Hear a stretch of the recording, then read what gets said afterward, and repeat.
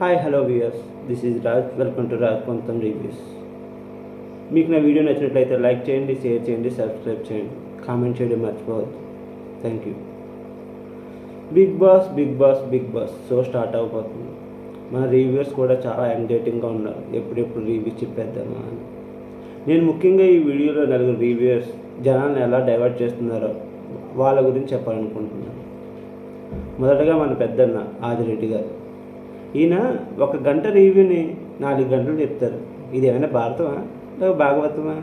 గంటలు వినడానికి 2 మార్క్స్ క్వశ్చన్కి 20 మార్క్స్ ఆన్సర్ ఎందుకు?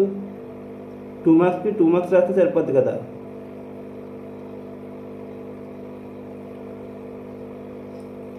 అదే అవే కళ్ళు అవే చెవులు మనకి ఉన్నాయి కదా, వాళ్ళకి అర్థమయ్యేది మనకు అర్థమవుతుంది. అలాంటప్పుడు వాళ్ళని ఫాలో అవడం ఎందుకు? వాళ్ళు ఏమైనా రాకెట్ని వదులుతున్నారా? వాళ్ళకి అర్థమవుతుంది మనకు అర్థం అవ్వదు అనుకోవడానికి. అలా ఏం లేదు కదా. వీళ్ళు చెప్పాలంటే ఒక జెన్యూన్ కంటెస్టెంట్ని ఫ్రాడ్గా చేసి ఎవరైతే విన్ అవ్వగలరో వాళ్ళని తగ్గించి విన్ అయ్యే కెపాబిలిటీ ఉన్న వాళ్ళని తొక్కేస్తున్నారనమాట వీళ్ళ రివ్యూల వల్ల.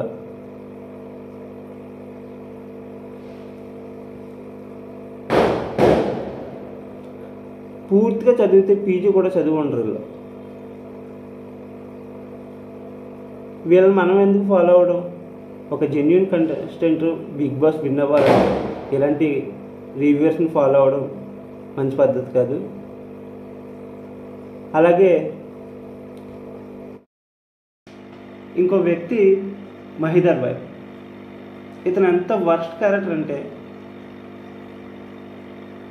సినిమా పోస్టర్ చూసి 15 నిమిషాలు సొల్లు చెప్పేస్తాడు. టీజర్ అంటాడు, గ్లిమ్స్ అంటాడు, ట్రైలర్ అంటాడు, అవన్నీ మనకు అనవసరం అనుకో. కానీ షోలో చూడాలి.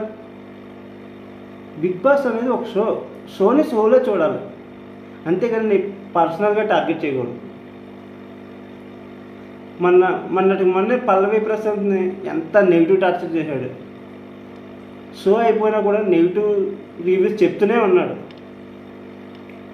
పల్లవి ప్రశాంత్ విన్ అయినందుకు బాధపడిన మొదటి వ్యక్తి ఎవరంటే మహిదర్ వైబ్ అనే చెప్పుకోవాలి. ఆ తర్వాత 2వ ప్లేస్లో స్పై అక్క, బిగ్ బాస్ తెలుగు స్పై అక్క అనమాట. ఈమె కూడా నెగిటివ్, ఒక వ్యక్తిని టార్చర్ నెగిటివ్ చేయాలంటే ఈమె తర్వాతే. ఒక పక్క జైల్లో ఉండి వాళ్ళ అమ్మ నాన్న బాధపడుతూ ఉంటే ఈమె నెగిటివ్గా వీడియోస్ నెగిటివ్ వీడియోస్ స్ప్రెడ్ చేస్తూనే ఉంది. ఎందుకు? రివ్యూ మంచిగా చెప్పండి.